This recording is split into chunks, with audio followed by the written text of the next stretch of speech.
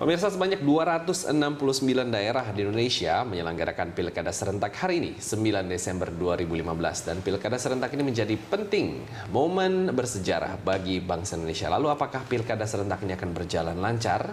Di mana seruan penolakan dari sejumlah pihak terhadap keberadaan satu pasangan calon pun masih terus bergulir. Lalu bagaimana dengan jumlah daftar pemilih tetap atau DPT? Nah, untuk membahasnya telah hadir di studio peneliti hukum Perkumpulan untuk Pemilu dan Demokrasi atau Perludem, Fadli Ramadhanil. Selamat pagi, selamat datang Mas di Berita Satu TV. Kita berbicara mengenai pilkada serentak nih ya. Bagaimana Anda melihat sejauh ini persiapannya dari awal hingga hari ini? Ya, secara keseluruhan sebetulnya persiapan berjalan secara normal ya. Normal dalam artian KPU menyusun tahapan sesuai dengan pengalaman penyelenggaraan pilkada-pilkada sebelumnya.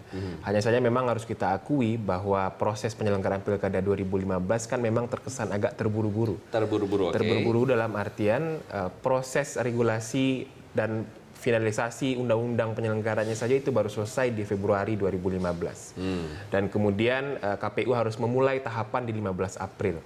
Bahkan hasil revisi Undang-Undang 8 2015 di bulan Februari itu justru mengharuskan menambah daerah 69 daerah yang awalnya tidak akan menyelenggarakan pilkada di Desember 2015. Yang agak krusial itu kemudian soal pengalihan pembiayaan pilkada dari APBN ke APBD. Hasil revisi Undang-Undang 8 2015 itu juga. Nah, ini kemudian yang awal-awal penyelenggaraan pilkada agak menimbulkan gejolak juga karena soal kesiapan anggaran, kesanggupan daerah dalam menyelenggarakan pilkada. Tapi ketika proses sudah berjalan, awal Juni itu kemudian soal anggaran sudah clear. Hanya saja kemudian muncul persoalan pencairan dan lain sebagainya. Ini kemudian tentu menjadi titik evaluasi yang penting untuk proses penyelenggaraan pilkada ke depan. Apakah masih relevan ataukah masih efektif ketika penyelenggaraan pilkada itu dibiayai oleh APBD. Catatan dalam proses penyelenggaraan pilkada 2015, saya yakin betul ini akan menjadi pertimbangan untuk dalam perbaikan evaluasi ke depan. Anda sendiri melihatnya bagaimana? Dengan menggunakan APBD? Sebaiknya saya justru lebih kami mendorong bahwa sebaiknya penyelenggaraan pilkada itu dibiayai oleh APBN saja. Nah, ini justru akan lebih menjelaskan, akan lebih memastikan hakikat keserentakan pilkada itu sendiri. Desain ini kan sebetulnya sudah clear di Perpu 1 2014 sebagai regulasi utama ya, atau sebagai regulasi awal yang kemudian memberikan pengaturan dan perbaikan dalam proses penyelenggaraan pilkada serentak. Hanya saja kemudian itu dikembalikan lagi karena proses revisi di Februari 2015. Nggak tahu juga alasannya apa sebetulnya.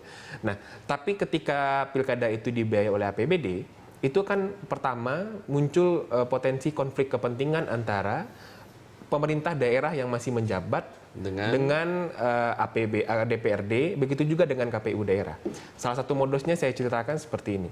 Kalau seandainya si kepala daerah masih bisa mencalonkan kembali untuk periode berikutnya, itu lancar sekali penganggaran pilkadanya. Cepat ya. Bahkan bisa apa yang KPU mau pasti ada. Bahkan melebihi dari anggaran yang dianggarkan oleh KPU.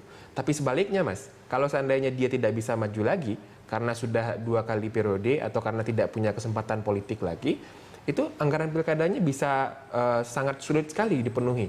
Dari yang dianggarkan KPU bahkan bisa hanya dipenuhi 50% bahkan kurang. Atau termasuk juga proses pencairan. Nah, lebih dari itu kemudian ini sebetulnya juga menyelamatkan atau juga menghindari KPU daerah khususnya untuk menghabiskan energi berdebat soal anggaran ini. Nah, maka dari itu sebaiknya menurut saya ke depan memang soal anggaran ini menjadi penting. Sebaiknya memang digeser ke APBN saja. Jadi soal pengawasan, proses pencairan itu dari satu pintu saja, dari Kemendagri dan Kementerian Keuangan kan kemudian. Jadi Kemendagri tidak repot lagi harus mengirim telegram ke seluruh provinsi dan kabupaten kota untuk ayo dong segera cairkan anggaran pilkadanya. Kalau memang Pemdanya nggak mau mencairkan, Kemendagri mau melakukan apa? Nah, ini kemudian yang menjadi catatan penting dalam proses penyelenggaraan pilkada. Nah, dari persiapan pilkada serentak ini selain APBN yang ke APBD tadi, Anda melihat apalagi yang bisa menjadi catatan penting? Sejauh ini sebetulnya kalau dilihat dari segi teknis 99% kan sudah hampir selesai sebetulnya. Karena hari pemungutan suara hari ini. Dan dari 10 tahapan itu kan hanya tinggal beberapa saja, 10 tahapan pelaksanaannya. Hari ini pemungutan suara, penghitungan sekaligus, proses rekapitulasi, dan proses penetapan hasil penyelenggaraan pilkada, kemudian tinggal sengketa dan penetapan pemenang. Nah, sejauh ini sebetulnya berjalan dengan lancar dan relatif tidak ada persoalan yang begitu besar sebetulnya. Hanya saja yang menjadi catatan penting itu persoalan masih adanya daerah kemudian yang belum selesai soal mekanisme pencalonannya, soal pendaftaran calon dan penetapan calonnya. Dan semalam KPU kan sudah mengkonfirmasi bahwa karena proses penetapan calon ini belum selesai, ada 5 daerah kemudian yang ditunda. Ini sebetulnya kan tidak perlu terjadi kalau seandainya desainnya lebih matang soal proses sengketa pencalonan dan KPU lebih cermat pada proses verifikasi pencalonan di awal.